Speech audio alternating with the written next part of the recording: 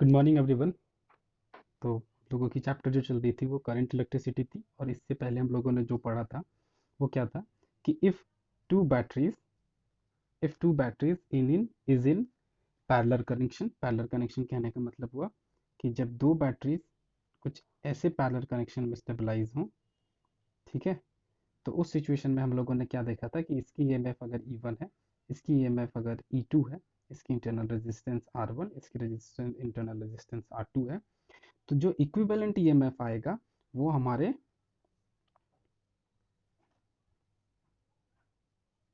जो equivalent EMF हमारा आ रहा था वो कितने के बराबर था?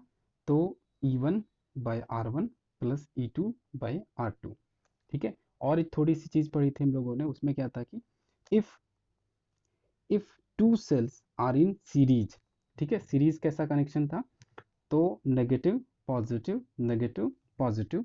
अगर इस तरह का सीरीज कॉम्बिनेशन स्टेबलाइज हो रही हो और इसकी पैरामीटर्स E1 R1 हो, इसकी पैरामीटर्स E2 R2 हो, तो इस सिचुएशन पे हम लोगों ने EMF E equal to simply E1 plus E2 देखा था, ठीक है। इसकी EMF सीधा सीधा इन दोनों के कारण जो कंबाइंड EMF फॉर्म्ड होती वो E1 प्लस E2 के फॉर्म में होती। इन जनरली जो हम लोग घर पे यूज़ करते हैं, इधर आप टॉर्च में यूज़ कर रहे हो या फिर मोबाइल्स या फिर जो आपके रिमोट्स होते हैं उसमें आप इन जनरली यूज़ करते हो सीरीज कॉम्बिनेशन सीरीज कॉम्बिनेशन को इन जनरली यूज़ करते हो। बैटरीज जो आपकी लगी होती है, ठीक है, टॉर्च में, ठीक है। टॉर्च में बैटरी कैसे लगी हुई थी है? एक बैटरी, फिर इसके नेगेटिव के पास दूसरे बैटरी की पॉजिटिव, फिर दूसरे वाले के नेगेटिव के पास तीसरे की पॉजिटिव, ठीक है। इसमें कैसा कनेक्शन रहता है?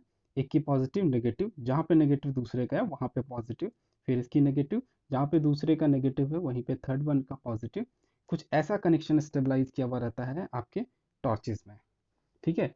और जो हम लोगों ने थोड़ी सी पढ़ी थी वो क्या था कि अगर दो रेजिस्टेंस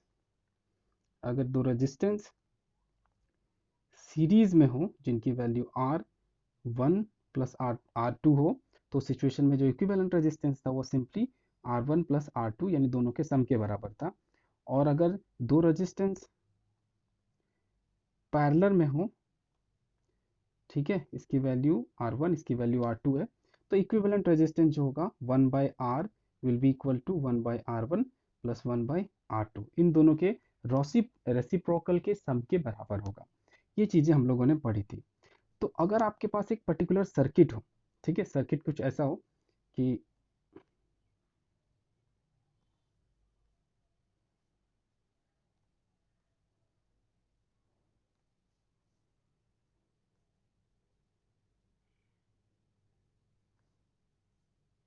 सर्किट कुछ ऐसा हो, आपसे पूछा जाए कि इन दोनों के अक्रॉस, ठीक है, ये सपोज R1 है, ये सपोज R2 है। आपसे पूछा जाए कि what will be the current across R1 branch, what will be the current across R2 branch, और what will be the potential drop across R1 branch, what will be the potential across R2 branch, ठीक है। या फिर आपको पूछा जाए what will be the current across this R। तो ऐसे सिचुएशंस में क्या होता है कि आप जो सब आपके पास जो नॉलेज है कॉम्बिनेशन ऑफ रजिस्टर्स का, कॉम्बिनेशन ऑफ सेल्स का, उस नॉलेज के सिर्फ उसी नॉलेज से आप इस पर्टिकुलर प्रॉब्लम को सॉल्व नहीं कर सकते हो। तो उसी के सिंप्लीफिकेशंस के लिए, ठीक है, इस तरह के कॉम्प्लेक्स जो सर्किट्स होंगे जिसमें डिफरेंट कॉम्बिनेशन ऑफ रेजिस्टेंस हो सकते हैं, डिफरेंट कॉम्बिनेशन ऑफ सेल्स हो सकते हैं, जिसमें वो सेल्स देखने से पता भी नहीं चल रहे होंगे कि either they are in series और पैरेलल। तो उस सिचुएशन में सर्किट को सिंप्लीफाई करना, उसको सॉल्व करना, उसमें कौन कौन से ब्रांच में कितनी करंट फ्लो करी है, ये सब फाइंड करने के लिए एक रूल दिया गया, ठीक है। और वो रूल किसने हमारे प्रोवाइड करी? क्रिचॉप्स ने प्रोवाइड करी, ठीक है।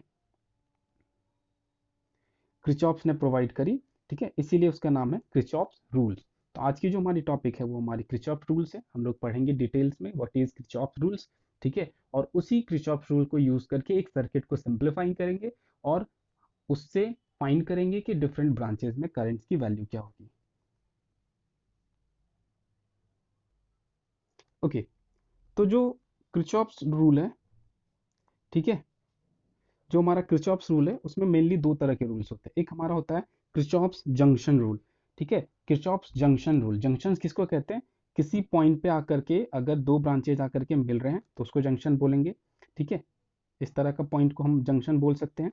या फिर किसी पॉइंट पे आकर के रिवर्स रिवर्स कहने का मतलब है किसी पॉइंट पे आकर के एक ब्रांच दो अलग अलग ब्रांचेज में डिवाइड हो रहा है तो भी उसको आप जंक्शन कह सकते हो, ठीक है। एक होती है रेलवे स्टेशन, ठीक है, स्टेशनरी स्टेट जहाँ पे आकर के ट्रेन रुकती है। एक होती है जंक्शन, यानी जिस पॉइंट पे इधर से आने वाली रेलवे ट्रैक दो अलग अलग डायरेक्शंस पे जाती है, इसलिए उसका नाम जंक्शन होता है, ठीक है। तो यहाँ पे जो पहला हमारा जंक्शन रूल है वो हमारा जंक्शन रूल क्या कहता है, according to this at any junction, ठीक है, कोई भी जंक्शन पे the sum of current entering the sum of current entering the junction will be equals to the sum of current leaving the junction. यानी जितनी करंट आपकी इन हो रही होगी उतनी ही करंट आपकी आउट हो रही होगी, ठीक है। कहने का मतलब है ये फिगर देखो, इसमें इधर से करंट कितना आ रहा है, आई आ रहा है। आगे जाने के बाद तीन ब्रांचेस में डिवाइड हो रहा है। एक ब्रांच में करंट आई वन जा रही है, दूसरे ब्रांच में current I two, third branch में करंट आई थ्री जा रही है। तो ये क्या कह रही है कि जो करंट आई होगा वो इन तीनों के सम के बराबर होगा, क्योंकि इधर से करंट आ कितनी रही है, आई, और यही आई करंट तीन अलग अलग ब्रांचेस में डिवाइड हो रही है।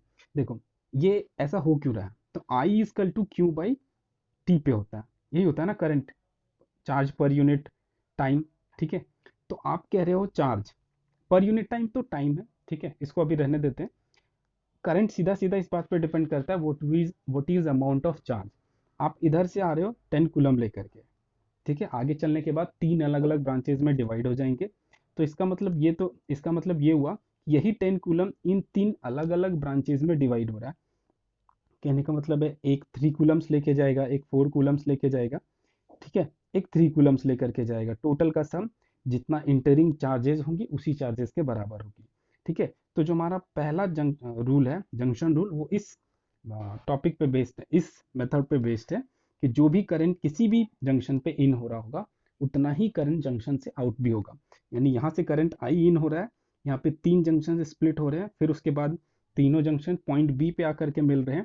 तो यहाँ पे जो करंट आपका मिलेगा वो I one plus I two plus I three के सम के बराबर होगा, ओके।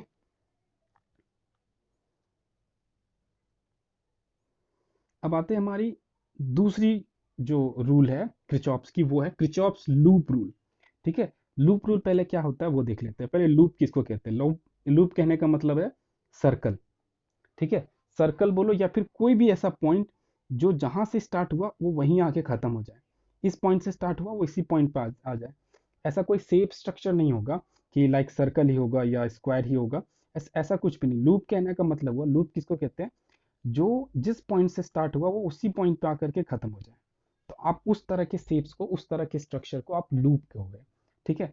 तो जो हमारा क्रिचॉप्स का है लूप रूल, ठीक है, वो क्या कहती है, according to this the algebraic sum of change in potential, ठीक है, algebraic sum of change in potential around any close loop कहने का मतलब है ऐसा कोई लूप है, ठीक है, कंसिस्टिंग ऑफ, आप ऐसा लूप कंसिडर कर रहे हो जहां पे ऐसा रजिस्टर्स भी है, बैटरीज भी लगी हुई है कंपोनेंट के फॉर्म में, consisting of resistors and cell in the loop is always zero.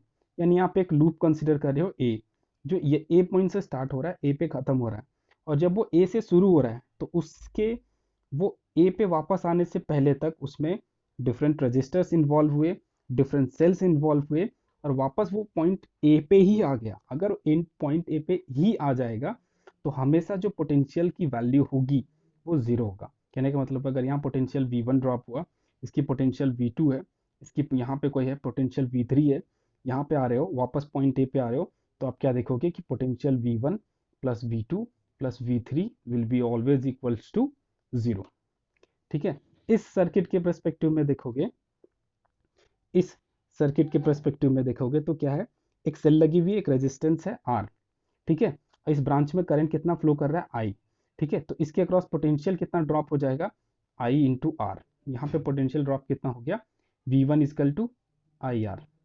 इसका पोटेंशियल कितना है V, ये मैंने सेल्स का मेथड यूज किया, जो सेल्स के टाइम में पढ़ा था ना कि R will be the internal resistance, E is the EMF, तो what will be the final output या final potential output from any cell is equal to E minus I R. तो हम लोग यहाँ पे भी उसको हटा के सिर्फ पोटेंशियल V मान रहे हैं सेल का।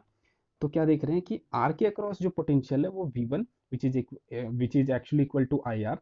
ठीक है, तो उस सिचुएशन में आप हमने एक लूप कंसिडर किया है ए बी सी डी, वापस आ गए हम लोग ए पे। ठीक है, तो उस सिचुएशन पे जो जितने भी पोटेंशियल का सम होगा वो जीरो होगा। ए से शुरू हुए, पहला पोटेंशियल कहाँ पे आ रहा है, तो V1। दूसरा पोटेंशियल कहाँ पे आ रहा है, बैटरी का। ठीक है, तो नेगेटिव आ रहा है, इसलिए V। वापस आ गए ए पे। ठीक है, वापस आ गए ए पे, तो दोनों का सम कितने के बराबर हो जाएगा, जीरो। तो V1 की वैल्यू कितनी थी, I R minus V equals to zero. ठीक है, यही हमारा किरचॉफ लूप रूल है। इसको फर्दर समझने के लिए, इसको और अच्छे से समझने के लिए हम लोगों को उससे रिलेटेड बहुत सारे प्रॉब्लम्स बनाने होंगे। एक तो आपका 3 मार्क्स का प्रॉब्लम। ठीक है, इससे आपका एक तो 3 मार्क का प्रॉब्लम जरूर आएगा। ठीक है, 3 से 5 मार्क्स का क्वेश्चन इसमें 100% श्योर आता ही है, किरचॉफ्स पे बेस्ड क्वेश्चन। ठीक है, आपके बोर्ड में 3 to 5 मार्क्स के क्वेश्चन आएंगे ही आएंगे। ठीक है, तो इसको समझने के लिए ये जो लूप रूल है और जंक्शन रूल है, ठीक है, उसको समझने के लिए एक हम लोग प्रॉब्लम बनाते हैं। ठीक है, प्रॉब्लम से ज़्यादा आसानी से समझ में आएगा। ठीक है, देखिए एक, ठीक है, यहाँ पे देखिए एक 80 वोल्ट की बैटरी लगी हुई है और पैरेलल में दो रेजिस्टेंस लगे हुए हैं। ठीक है, एक 30 ओम की है, एक 40 ओम की है। ठीक है, हम लोगों को क्वेश्चन में क्या दिया गया है, find the current in the branch of 30 ohm and 40 ohm resistors. यानी आपको 30 ओम रेजिस्टेंस के अक्रॉस करंट की वैल्यू निकालनी है एंड 40 ओम के रेजिस्टेंस के अक्रॉस करंट की वैल्यू निकालनी है। तो जब भी आप इस तरह के सर्किट्स में आप क्रिचॉप रूल लगाने वाले हो, तो पहला क्रिचॉप में हमेशा जंक्शन रूल लगाया जाता है। ठीक है, पहले आप जंक्शन रूल लगाइए और उसके बाद करंट का डिवाइड करने का काम करिए। जब करंट का डिवीजन का काम हो जाएगा हर ब्रांचेज में, उसके बाद आप लूप कंसिडर करिए और सिंप्लीफाई करिए। तो हम लोगों ने भी सेम किया यहाँ पे। पहले हम लोगों ने लूप रूल को यूज किया। ठीक है, ठीक है, तो पहले हम लोगों ने क्या माना कि 80 वोल्ट की बैटरी से करंट आई निकल रहा है, और आई निकलने के बाद इस पॉइंट पे 40 ओम के अक्रॉस जो है I1 करंट फ्लो कर रहा है। ठीक है, तो I में से I1 करंट 40 ओम के साइड चला गया, तो 30 ओम के अक्रॉस कितना जाएगा, I माइनस I1। ये हम लोगों को अपने आप पता चल गया, इधर I1 जा रहा है। हम लोगों को पता है I will be equals to, देखो दोनों ब्रांचेस को सम करेंगे तो देखो कितना आ जाएगा, I1 प्लस I1। ये I1 और ये माइनस I1 कट जाएगा एंड फाइनली I। ठीक है, तो इस ब्रांच के अक्रॉस हमारा कितना करंट जा रहा है, I माइनस I1। इधर के अक्रॉस कितना जा रहा है, I1। ठीक है, इधर जा रहा है हमारा I माइनस I1, यानी यहाँ पे करंट कितना फ्लो कर रहा है, I माइनस I1। और 40 ओम के अक्रॉस कितना फ्लो कर रहा है, I1। ठीक है, अब हम लोग, अब देखो हम लोगों ने जंक्शन रूल लगा लिया। अब हम लोग क्या करेंगे कि अब हम लोग इसमें लूप रूल लगाएंगे। ठीक है, तो लूप रूल लगाएंगे, उसके लिए पहले मार्किंग कर लेते हैं। हम लोगों ने मार्किंग कर ली ABCDEF। ठीक है, ये मार्किंग किया हुआ है ABCDEF। ठीक है, अब हम लोग पहला एक लूप कंसिडर करेंगे। देखो इसमें कितने लूप्स कंसिडर करने की ज़रूरत है, ये इस बात पे डिपेंड करेगा कि कितने अननोन फंक्शन है। ठीक है, अगर आपके पास एक ही अननोन फंक्शन है तो आपको सिर्फ एक लूप कंसिडर करने का ज़रूरत है। पर यहाँ पे देखो इस इक्वेशन में हम लोगों के पास अननोन, ठीक है, अननोन कंपोनेंट्स कितने हैं, तो आई भी है हमारा एंड I1 भी है। दो है ना, आई भी नहीं पता है, I1 भी नहीं पता है, तो इसलिए हम लोगों को इस क्वेश्चन में दो लूप्स लगाने का ज़रूरत होगा। तो हम लोगों ने फर्स्ट लूप लगाया। ठीक है, जो फर्स्ट लूप कंसिडर किया है वो कंसिडर किया है A, ए से शुरू किए और वापस ए पे आ गए। तो हम लोग क्या देखते हैं कि पहला यहाँ पे दिस विल बी, इसके अक्रॉस करंट कितना फ्लो कर रहा है, I1। तो इसके अक्रॉस पोटेंशियल ड्रॉप V कितने के बराबर होगा, I1 इंटू जो भी वैल्यू है। ठीक है, ठीक है, I1 इंटू 40। ठीक है, अब वापस जब हम लोग यहाँ पे आएंगे तो पहले हम लोग बैटरी का नेगेटिव टर्मिनल को टच कर रहे हैं, इसलिए -80। ठीक है, आप देखो लूप रूल लगाने के बाद I1 40 -80 इक्वल्स टू 0, क्योंकि लूप पूरा कंप्लीट करके उसी पॉइंट पे पहुंच गए, इसलिए दोनों के सम का कितने के बराबर है, 0 के बराबर है। और इसको अगर हम लोग सिंप्लीफाई करोगे, जो आपका इक्वेशन है उसको अगर सिंप्लीफाई करोगे, तो आप देखो I1 की वैल्यू आपको कितनी आ रही है, 2 एम्पियर आ रही है ना, 2 एम्पियर। सिमिलरली दूसरा लूप कंसिडर करेंगे, क्योंकि हमारे दो अननोन वैल्यूज हैं। दूसरा लूप कंसिडर कर रहे हैं सी डी ई एफ, ठीक है, ठीक है, ए C D E F A, यानी ऐसे करके ऐसे यहाँ पे आ रहे हैं, ठीक है। उसमें देखो इसके अक्रॉस करंट कितना फ्लो कर रहा है, आई माइनस आई वन, तो वोल्टेज ड्रॉप कितना हो जाएगा, ठीक है, V will be equals to I कितना है हमारा इसके across, I minus I one into 30, I minus I one into 30। फिर जब आप वापस यहाँ पे आ रहे हो तो सेल का पहला नेगेटिव टर्मिनल आ रहा है, तो माइनस 80 इक्वल्स टू 0। इसको भी आप सिंप्लीफाई करोगे, क्योंकि आई की वैल्यू आपने आई वन की वैल्यू 2 एम्पियर निकाल लिया है, आप इसको जब सिंप्लीफाई करोगे तो आपको आई की वैल्यू आएगी 14/3 एम्पियर, ठीक है। और जब आपको आई की वैल्यू पता चल गई, आई वन की वैल्यू पता चल गई, ठीक है, आई वन की वैल्यू आपको पता चल गई है, आई की वैल्यू पता चल गई है, तो 30 ओम रेजिस्टेंस के अक्रॉस करंट कितना फ्लो कर रहा है, I minus I one flow कर रहा है ना। तो आपने आई की वैल्यू निकाली 14/3, ठीक है, आई वन की वैल्यू निकाली 2, तो इसको सिंप्लीफाई करोगे तो हो जाएगा 88/3 एम्पियर, ठीक है। और आपका आंसर होगा कि 30 ओम रेजिस्टेंस के अक्रॉस करंट कितना होगा, 8/3 एम्पियर, एंड 40 ओम रेजिस्टेंस के अक्रॉस करंट कितना होगा, 2 एम्पियर, ठीक है। ये तो हम लोगों ने इसमें क्रिचॉप्स के दोनों रूल्स को यूज किया। पहले हम लोगों ने जंक्शन रूल यूज किया ताकि करंट का डिस्ट्रीब्यूशन कर सके पूरे सर्किट पे। उसके बाद हम लोगों ने लूप रूल लगाया, और लूप रूल लगा करके वो अननोन वैल्यूज, ठीक है, को फाइंड किया। एक चीज ध्यान रखना, जब भी इस प्रॉब्लम को, जब भी आप लूप रूल लगाओगे तो कोशिश करना है कि मिनिमम अननोन वैल्यूज हो, ठीक है। जैसे कि मिनिमम अननोन वैल्यूज कहने का मतलब है, आप यहाँ पे आई वन रखते और आप यहाँ पे आई माइनस आई वन ना मान करके आई टू मान लेते, ठीक है। इधर करंट कितना जा रहा है, आई वन, इधर कितना करंट जा रहा है, आई टू, यहाँ पे करंट कितना है, आई। तो अननोन वैल्यूज कितने हो गए, आई हो गया, आई वन हो गया, आई टू हो गया ना, तीन हो गए। तो ध्यान रखना है कि मिनिमम अननोन वैल्यूज हो।